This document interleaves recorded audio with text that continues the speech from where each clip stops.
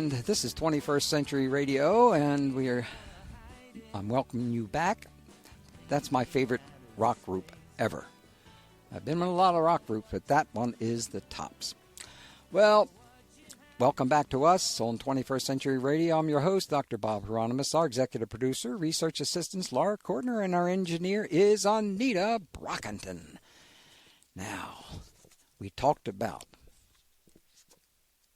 the healing power of UFOs, but now we're going to one of my most favorite things in the whole wide world, undersea UFO bases, an in-depth investigation of USOs in the USOs in the Santa Catalina Channel, and published by Blue Giant Books.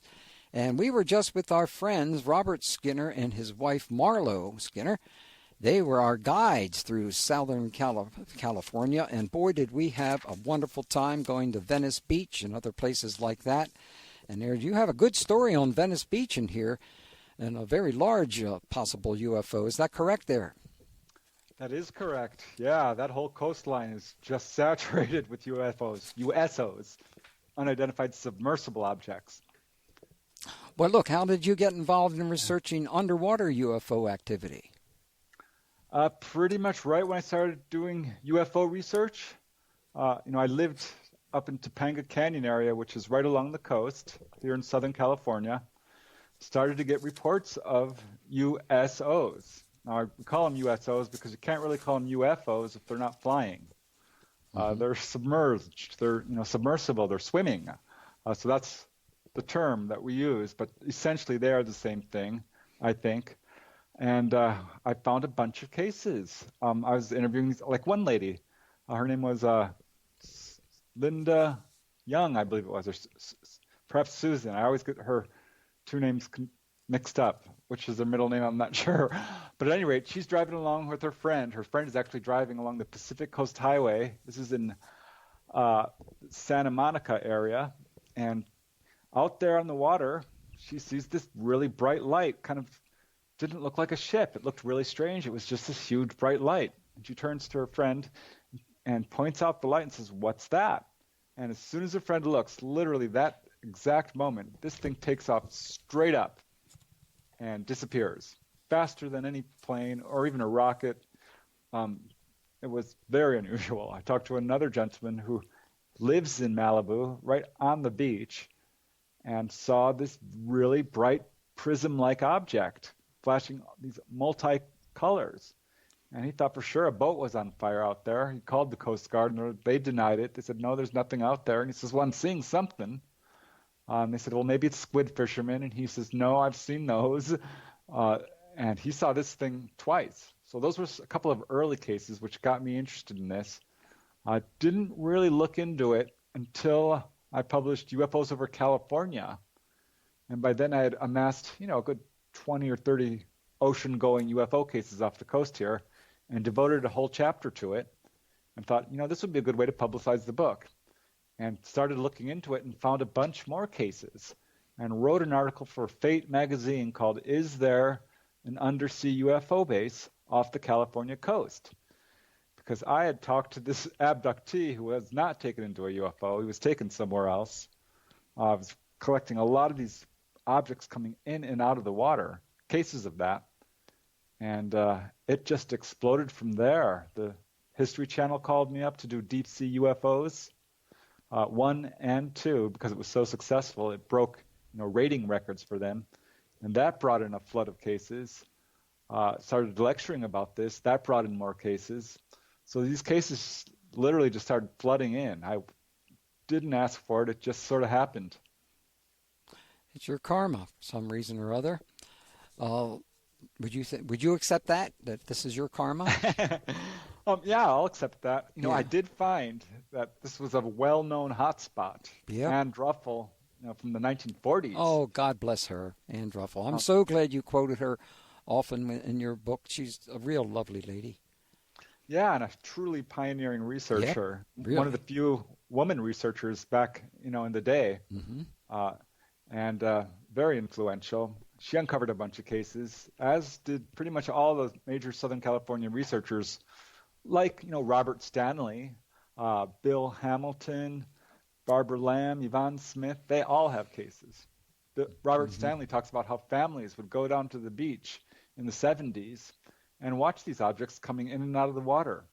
I verified that with other witnesses. This phenomena here off the coast is pretty well known among locals, that this stretch of water between Santa Catalina Island and the mainland, stretching from about Santa Barbara all the way south to certainly through Malibu and Santa Monica and Rancho Palos Verdes, all the way even farther, Long Beach and San Clemente, I guess would be the southern end. It's mile for mile really the top producer, or certainly one of them, on our planet of undersea UFOs. Well, UFOs and USOs are there any different from one another? I don't think so. But what they do have is an ability to go into the water without making a splash. I mean, here's... I've always been fascinated. How do they do that? Does the water open up to them as they approach it? Yeah, I think they must have a force field. Get this case. Here's a nice early case, 1954. The Japanese steamship, the Aliki, is off of Long Beach when, I think it was the Coast Guard intercepted this message. They see this fireball, what they thought was a fireball, come zooming down and it crashes into the sea, travels along underwater and comes out of the water and takes off, keeps moving. Obviously not a fireball, right? Right. But, I mean, this thing is able to do something that we can't do, certainly. And there are a lot of cases like this where I would say it's most common for people to see something going into the water. Second most common to see it coming out. And there's a good number of cases where people see this stuff, under their boat. Oh, boy, your stories there are just fantastic. Man, the lights, like the green lights, is that what you're going to touch on there? Oh, yeah. I mean, there's some really dramatic cases. I mean, one guy on the northern end of all of this, a senior electronics engineer, has this fully equipped boat, and it's at night. It's pretty foggy, and he sees this green light ahead of him. And he's thinking, well, what's that? This doesn't even look like a boat. Stops his, boat, because that's what you're supposed to do if you're in danger of a collision. And this thing not only approaches, pretty much makes a beeline for his boat. And this is a pattern of behavior, certainly, that turns up again and again in a number of cases where these things target boaters. This thing comes right under his boat, and he says it was, his depth sounder read, I think it was 50 or 100 feet before it broke, and it was much bigger than his boat. It was this huge green oval or round object or light, and his electronics went complete haywire. His compasses started spinning. His radio was malfunctioning. Entire electrical system was completely haywire. He's scared to death when finally this thing just moves on. And what was that? I mean, not a submarine. Yeah. Another guy says he's had his boat moored off Catalina Island or was traveling along the coastline there, and it lit up in this square pattern like a indoor swimming pool or something. Just very bright. Another case of a boater being targeted. Yeah. Well, I'm glad I didn't take any boats out there. That green light thing is just overwhelming as far as I'm concerned, because I've seen too many bad movies that did something like that. To me, if you're on a little boat like that with these kind of things underwater and you're with your family or something, that would be just devastating. It really would. Sorry to get into that part of it, though. So you noted that is it the most USO activity in this particular area of where the undersea UFO base might be? Yes, certainly I've got reports from all over the world. Once people found out I was doing this research, a lot of people contacted me. Got some really wonderful cases. Gosh, one I just have to tell you because it's so amazing. Well, tell us. Occurred in 1971 off the East Coast. Ray Sachs was an electrician's mate on the USS Clamagore. And mind you, this is a Navy submarine that carried nuclear missiles. It was confidential at the time. Now we know. And I was able to verify his medical records. Very sincere gentleman who's elderly now and wanted to get his story out because it's incredible. There are booking along at 12 knots. They're on the surface of the ocean, heading north up the coast, the east coast of the United States at night. And he's on watch with another petty officer. The commander is up there, and so is the second in command. And they're not too far off the coast when suddenly this USO comes approaching from the stern at about 100 knots. Approaching boy. Yeah, fast. Yeah. This is 100 knots is, 50, 60, 70 miles an hour. This thing was coming in very fast, much faster than we have the ability to do. And it was big. It was this white circle of light, 20, 30 feet across, and came right alongside the Clamagor there, the submarine, maybe, 50 feet off, way, way, way too close for a, ocean-going vehicle, and paced this submarine for the next 15 minutes. And one by one, the higher-ranking officers came up on deck because they wanted to see it, and took a look at this thing and had no idea what it was. It was pretty shallow there. It wasn't that deep. It made no sound, and kept pace with them perfectly. And suddenly, at some point, 15 minutes later, darted off at about 50 knots maybe in another direction. Meanwhile, Ray Sachs and the other lookout, they're just jibber-jabbering away, talking about it, wondering what it could be. This thing did not appear on sonar. Certainly, the captain asked. That was the first thing he asked Ray. Like, what did the sonar guys say? They couldn't see it. And this thing is gone, and the second in command turns to the captain and says, "Captain, how do you want me to record this in the log?" This is according to Ray Sachs. And the captain, the commander, says to the second in command, "Officers who report this sort of incident do not move up in rank." Gets right to the point. Right? That's right. That's the way it goes. So it wasn't recorded. I have to believe, the commander did tell his superiors, because that's why he's there. I mean, he's there to look out for strange craft of any kind, strange foreign craft, extraterrestrial or otherwise. So I have to believe that, yes, it was recorded on some level, but certainly not any written record of it, which concerns me. How often is this going on? Yeah. How long has it been going on? You have any idea how long this USO activity has been going on? Well, certainly there are historical accounts. I mean, Christopher Columbus. And yes. Talked about, I'm sorry. Go ahead. Yes. Yeah, I mean, which is some time ago. I mean, he reported a fairly dramatic, bright object, coming up out of the water, I believe it was. So there are some historical accounts. They're fairly rare. However, they certainly do exist. Looking into this area here, I found cases stretching back to the 1920s, a couple, 1930s. Didn't get really active until about 1947. There was this very interesting incident off the San Francisco Bay area where ships were trying to navigate and kept encountering this sort of phantom reef or this moving mountain, this undersea mass that was appearing on their depth sounders and sonars or so on. And finally, it was causing such problems that they called up the Navy. The Navy sent a survey ship, the Maury, to check it out. And the Navy ship found this thing and tracked it down the coast, did not know what it was, all the way to California, Southern California, actually. And it moved out to sea a good 100, 200 miles. They caught it again and were giving readings on it when suddenly it moved away real quickly. And that's the last they saw it.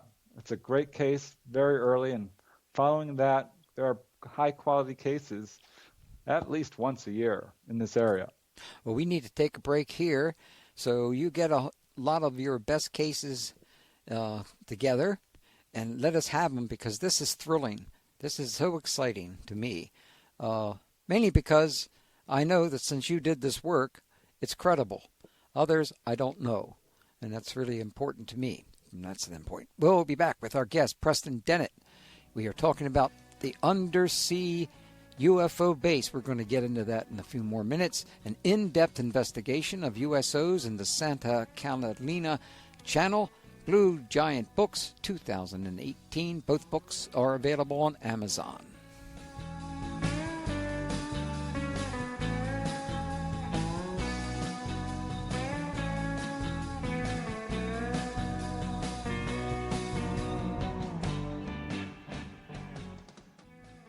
Hello, this is Ellie Flippin, niece of the late psychic, visionary, artist, and extraordinary individual Ingo Swann. You can learn more about his archives, his paintings, and his books at ingoswann.com. You are listening to 21st Century Radio with Dr. Bob Hieronimus. She appeared on the horizon, soon covered up the skies. Our vision began to materialize. Her loving aura beckoned us, our ears began to ring. Knowing or believing, no longer meant a thing. It was the mothership. It was the mothership. Okay, you're listening to our dear friend Merrill Fankhauser here. This is the Mother Ship. And when we actually all night, the rest of the night, the music we're going to listen to is all Merrill Fankhauser. As a matter of fact, you did some. Are you with us, Preston? Hello? Yeah, I'm here. Oh, okay. I just woke you up, huh? my mute was on. Oh. Sorry. You and your mutes. Now. I'm sorry. I'm only playing around here. But the music, we were playing all this from Dome, that album, Merrill Fankhauser. And I want to thank you. I just remembered the page 177. You carried the story that we worked with Merrill. And tell us a little bit about Merrill Fankhauser and his work. Yeah, I ended up contacting him because it turns out he's part of this story. Yeah. And there was a follow-up that's actually not in the book. He contacted me again, which I can't wait to tell you, because how he became involved in stories, I heard that he had heard about these sightings, and I wanted to verify that. He knew about this activity, and he did, in fact, said yes. When he was down in this area, at the time he was in his band, he heard about this activity of objects coming in out of the water and was given an offer to actually go see it, which he regretfully turned down, unfortunately. But that wasn't the end of the story. It turns out there was these weird radio signals coming off the coast here, which this gentleman was picking up in only a certain area. It's very strange. Turns out it's coming from this thing in the same area called the Malibu anomaly, which we can get into, but looks like this weird artifact off the coast underwater, and is one of the sort of data points that made me think is something going on here that might be involved with the undersea base. But Merrill Fankhauser got a hold of these weird radio tones and was able to use him in his music. And what's interesting about these tones is they sound very much like other tones that have been recorded from other UFO cases. Mm-hmm. And it's just very interesting. And, I've listened to how he used them, and it was fascinating and how well he was able to blend it in.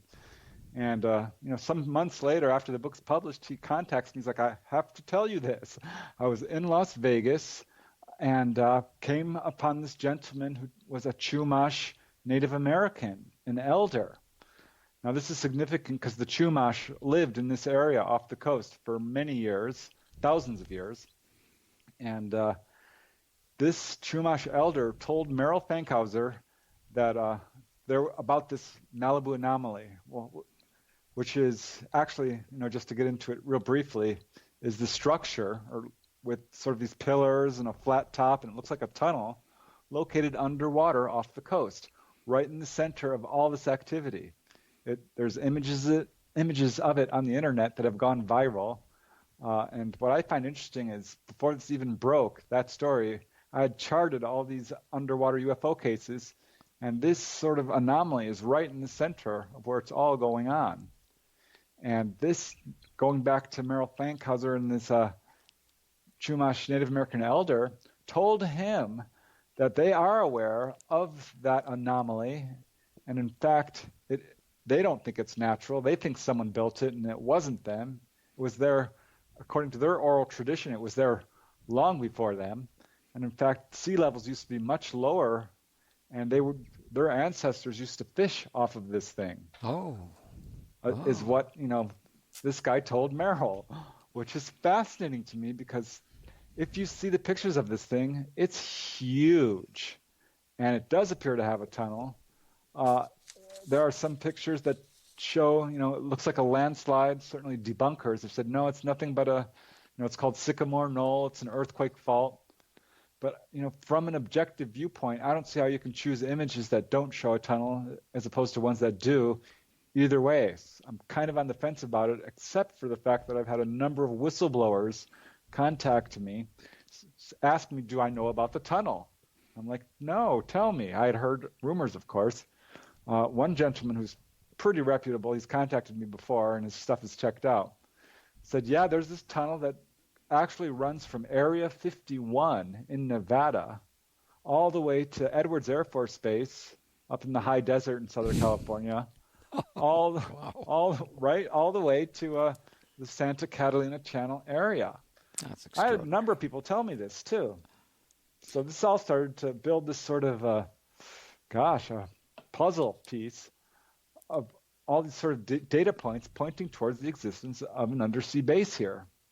As a matter of fact, I'm going to hold up a book, your book, Undersea UFO Base, in our microphone here, because we've got some very advanced people out there that listen to this show for 30-some years and have advanced themselves into seeing things like this. Take a look at, there's the front cover that shows you what Preston is talking about.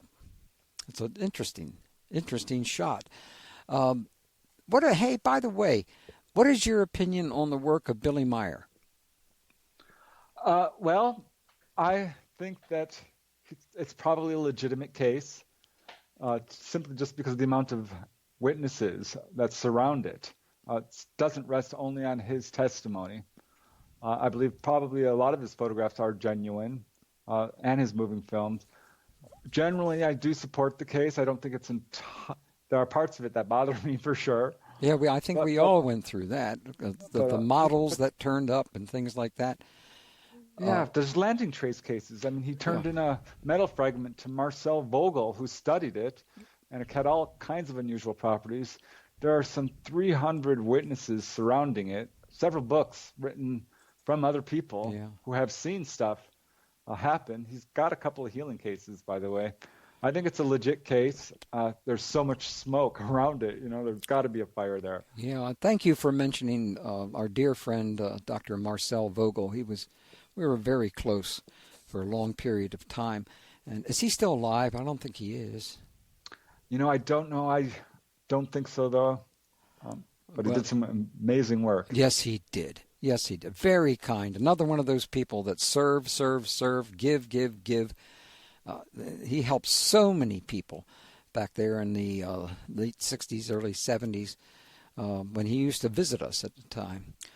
So it was wonderful hearing his name again.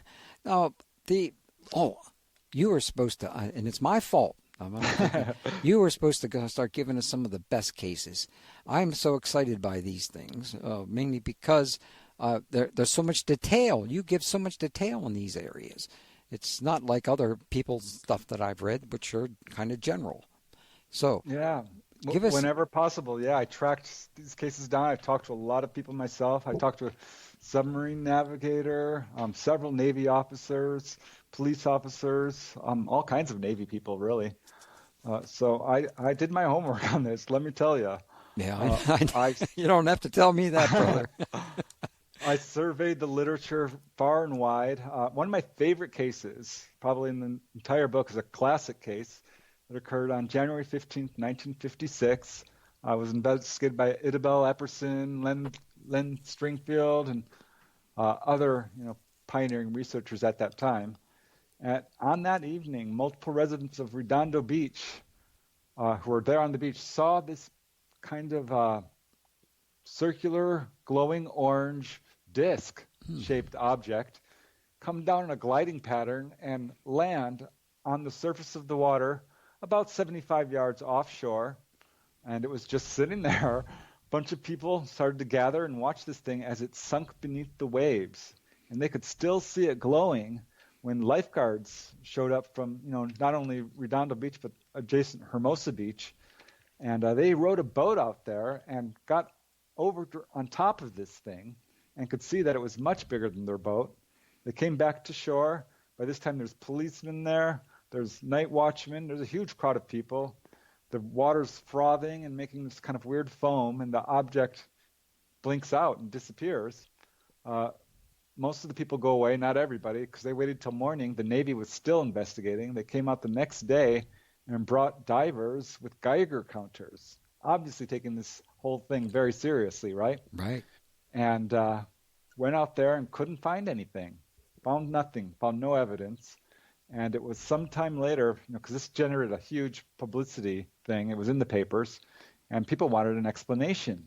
And the Coast Guard released a ludicrous debunking explanation that really angered UFO researchers and said that this thing was a light buoy, a buoy with a light on it. Oh. And actually, had these officers hold it up and pose for the press. And they're holding this thing. It's about a foot wide, maybe 2. And it's ridiculous because, for one thing, this thing fell out of the sky, or came gliding, and actually. It was 20 feet across. And it was quite luminous for a long time, longer than some of these things can do. So, there's just numerous details that don't fit a light buoy. Yeah. So it's really unfortunate that, they felt that they had to do that. That's certainly a pattern that turns up in other cases, but that's one of my favorite cases. Do you think that some of the reasons why they still don't want any of this known is because they believe that people are going to go crazy if they find out that there's other life in the universe? I think that that's a factor, and I don't think it's true. I don't think people will go crazy. We've handled all kinds of things. Yeah, I agree. You may point to the War of the Worlds and say, well, people panicked. And I'll say, well, listen, War of the Worlds was basically a horror story designed to incite terror and was very effective in that regard. And that's not how it would go down. I think there's a number of reasons why this subject is being covered up. Primarily because that was the pattern of behavior they established early on while they were trying to figure out what's going on. I think from a military standpoint, we do have to regard this phenomena as a threat because it's unknown and it's hovering over our nuclear bases, over our dams, over our Air Force bases. It's stopping vehicles on the road, and for that matter, it's abducting people. So from a military standpoint, yeah, I have sympathy for them. I do think that they have to tread lightly a little bit around the subject, and any disclosure is gonna open a can of worms. It really is. It certainly will. Yeah. Hey, what kind of witnesses have seen these USOs? You get a huge wide variety. Mostly it's the people living in this area. Certainly there are tourist cases, pilots. I've talked to a pilot who was flying over the Santa Monica Bay with a student, and this giant UFO appeared next to them in cigar-shaped, glowing red, and they were about to report it to the local Air Force tower or airport tower, decided not to because they didn't want to look like fools, and it just makes me wonder how many cases are not reported. Mm-hmm, sure. But yeah, certainly there's a good portion of military officers who are seeing this stuff.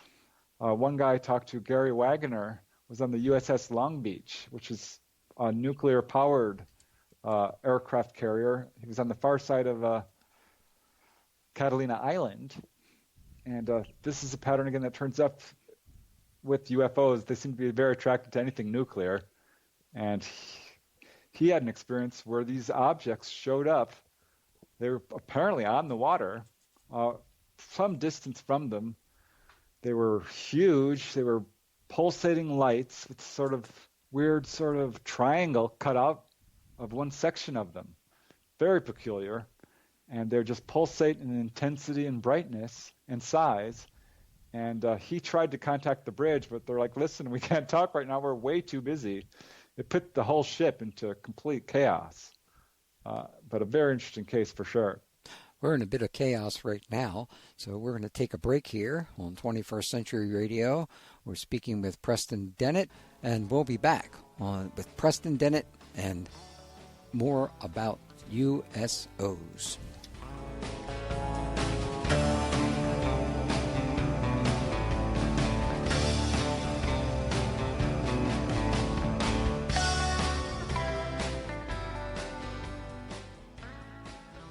This is Dr. Jacques Vallée.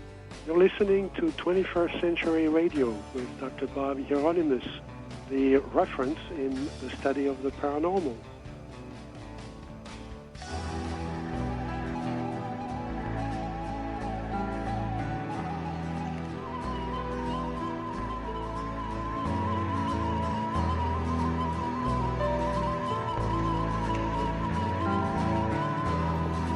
Merrill Fankhauser's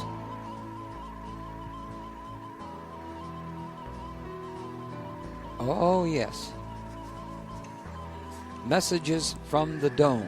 That's what we're listening to here. That has the alleged recording of a USO. Thanks to Merrill Fankhauser and the work of Billy Meyer, because that's the information we sent to him, the piece that we sent to him, that he worked it out. Preston, since there's so much military in the area, I think Point Mugu, I don't know if I'm pronouncing this correctly, Naval Base, San Clemente Island, Seal Beach, Naval Weapons Station. How do you know people aren't seeing military test craft? Right. Yeah, there is a lot of them. It's practically surrounded by military, which is fascinating to me because there's so much activity here that it couldn't possibly be all military. I've got 5 or 6, actually 10 reasons why I think it's not military, certainly most of the activity. The first being it's been going on for way too long. We have modern reports stretching back to the 20s, continuing all the way to the present day. It's just far too much of this going on. It's far too much activity for this all to be military. Also, these craft that are being seen, and it's a really wide variety. It's not just saucer-shaped craft. It's V-shaped, manta ray-shaped, spherical. It goes on, cigar-shaped. These craft are way too advanced to be military. About 10 to possibly as high as 20% of these craft are actually being chased by military jets themselves. So we wouldn't be doing that if it was our own. Secondly, a good portion of these witnesses are themselves military officers who are completely baffled as to what they're seeing and are convinced it's not ours. Ultimately, I think the dead giveaway is that these objects are behaving in ways that is completely contrary to how military personnel would behave or even are allowed to behave. And by that I mean they are chasing cars down the road, coming very low over people's homes, hovering in place, lighting up the interior of their entire homes, putting on what amounts to displays. Yeah. So there are a lot of reasons why I don't think it's military. There's a number of cases in this area which involve not 10 or 20 objects, which is not that unusual, but it's somewhat unusual. 30 or 40 objects. Oh, boy. 50, 100, 200 objects. And that is very unusual. I remember the first case I got in this area, 1992, there was a wave of sightings on June 14th, and a couple who lived high on the ridge overlooking the ocean saw the whole thing happen. Mind you, I talked to 30-odd people all over the area who saw stuff independently and didn't know about each other. So an extremely well-verified event in that regard. And this couple saw about 10, 20 objects come up from behind a ridge down by the ocean. And I thought, wow, really? And I said, well, yeah, actually it was more than that.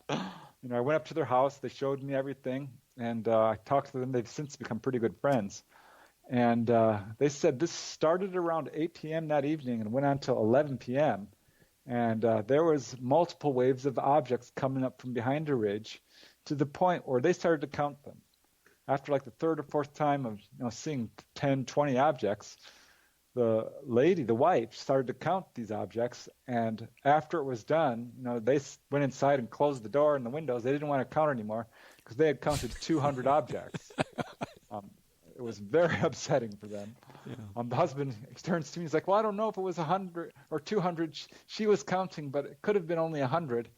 I bust out laughing because I'm like, 100? Are you out of your mind? That's way too much. I mean, what is going on here? And a bunch of people on that night saw multiple craft.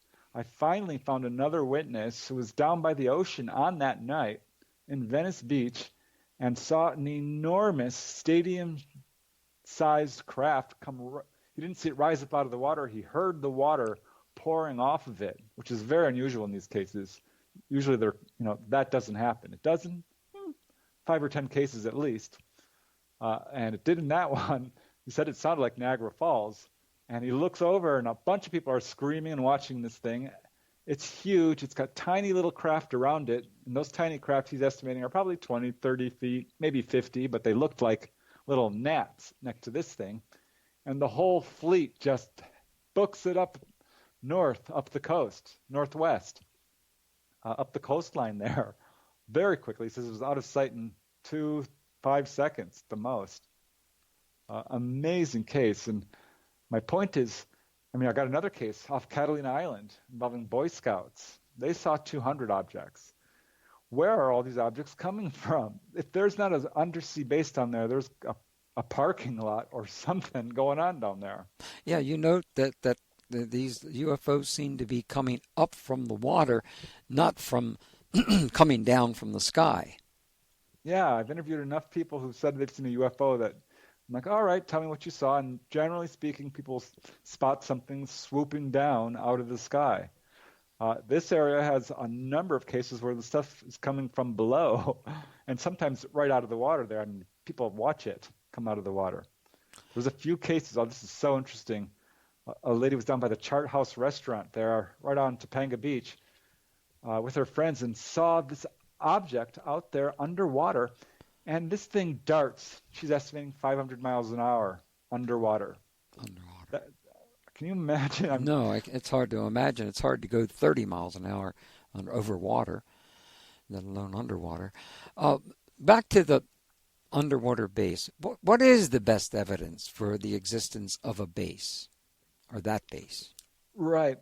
What I've done is I've built a case, which I think is pretty compelling for the existence of the space, based almost entirely on circumstantial evidence. And by that I mean we've got a huge number of eyewitness testimonies in a very defined area over a very long period of time. So something is clearly going on here. That's the first real data point. I think the second data point is these mass sightings. There are such a large number of these objects coming from below. Where are they coming from? A third data point is the so-called Malibu anomaly, which we touched on, and is this giant stone structure underwater there, right where all this activity is going on, and it looks artificial. It has not been proven, but it hasn't been debunked either, not completely. Then there are, of course, the whistleblower accounts. And this is not just people who say there's tunnels. There's a couple of whistleblower accounts of people who say, oh, yeah, there's a base there. I know about it. I didn't work at it directly, said one guy, but it's there. Another lady said she worked at it directly, and it's got military people in there who are working with gray ETs. Mm-hmm.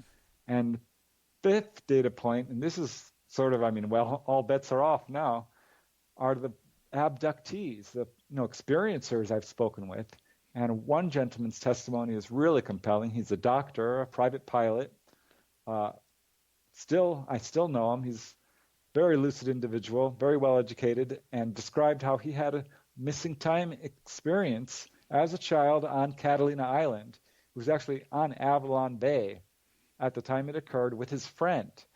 And, through the years, had a number of close-up sightings and other experiences that pointed towards him being an experiencer, and finally, had enough of it and went to see Yvonne Smith and had a regression during which he recalled this incident on Catalina Island.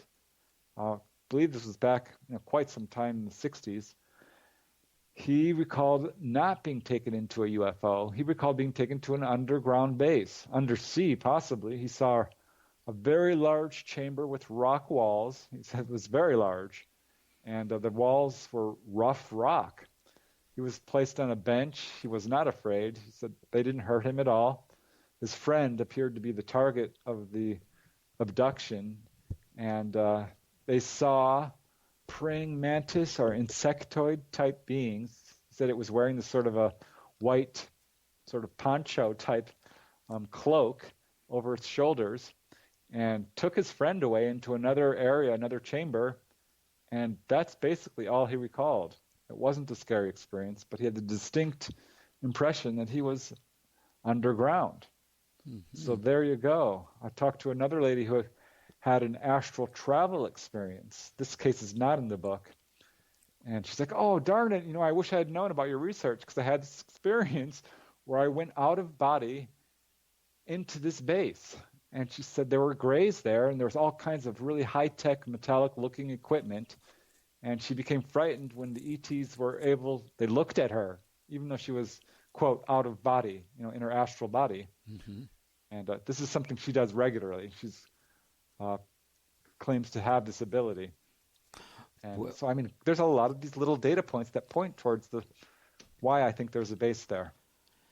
You're so fortunate. You've lived in Southern California for a long time, haven't you? Most of my life, yeah. The people out there are really very special. There's such a thing as there are parts of our country that are in much higher state of consciousness than others. And with the experiences that I've had, the limited ones, especially I'm working with a lot of Volkswagen people, and they're all so enormously friendly and kind. Every one of them that I know believes this particular idea that we are one people on one planet, so why in the hell are we fighting with one another? They're just very advanced souls. And of course, there are a lot of esoteric traditions that say that was part of that part, that is, the West Coast, was part of a larger continent. And there are so many exciting things out there, but the people are just extraordinary. Yeah, I love this area, and I do hope that we can all get along. I agree with you that times are turbulent now, but to me it's a good sign that we're waking up. Yes. And people are aware of, the corruption and greed and the damages it causes, and how easily it can be solved by just reaching out to each other in a loving way. It's completely all right to disagree on issues. I can clear a room pretty quickly bringing up UFOs. If you just give me a chance, I can tell you that, this is nothing to be afraid of. It's a subject I take very seriously. I think it can solve a number of problems we have globally right now, including the energy crisis, the economic crisis, all that, and the environmental crisis. And it's important. And especially dealing with healthcare issues. Boy, what a difference that would make. We got time maybe for one more question here. Have you ever seen a UFO, USO? I haven't seen a USO in the classic sense where it's, underwater for sure. Mm-hmm. And yes, have seen UFOs, and it always blows my mind because I never saw anything growing up. I lived in an area that's a pretty well-known hotspot, and a bunch of people that I knew had seen stuff, and I didn't until I started investigating the stuff directly. And I remember my first real encounter so well, and I think it's tied to the fact that I was investigating this so strongly, is because I was targeted, for sure, by a UFO. I was driving home from my sister-in-law's house after discussing the subject. She was, and my brother, they were helping me out. This was July 1992, and at night, and I see this, what I thought was a bird, come swooping down towards my car, and instantly realized it wasn't a bird. It was a ball of light, about the size of a large golf ball maybe. It's bigger than a golf ball a little bit. and glowing bright right in front of my windshield. 2 feet, 3 feet. Swept back and forth 2 or 3 times, dipped down right below the hood of my car, went straight up through the canopy of trees and out into outer space. And I'm like, wow, what was that? That was the first one. Where was that? That was in Woodland Hills, not far from where I'm living now, actually. Woodland Hills, California. And you're going to tell us about one more before we have to say goodbye? Oh, yeah, sure. This one lady, gosh, I had interviewed her. She's actually the lady who had been healed of a cyst. She showed me a UFO. First of all, I was transcribing her testimony. I'm like, gosh, this is wild. I'm not sure if I believe it. When I had a very strong impulse to run into the roof of my condo, something I'd never done, and thought, what am I doing up here? When this UFO showed up and it says, hi, I'll call her Wendy. We're Wendy's ETs. It kind of gave me this message. I'm like, whoa. And it says, we're real. Watch this. And it darts around. Well, we are out of time. I'm awfully sorry. Preston, thank you for joining us. No, we're going to invite you back in the future on 21st Century Radio. Extraordinary work. Congratulations. All the dreams are coming true as I think of you. Now there's nothing in the way to stop me heading for the light. Stay connected and stay informed on the #1 news talk station, Talk Radio 680, WCBM, Baltimore, and WCBM.com. New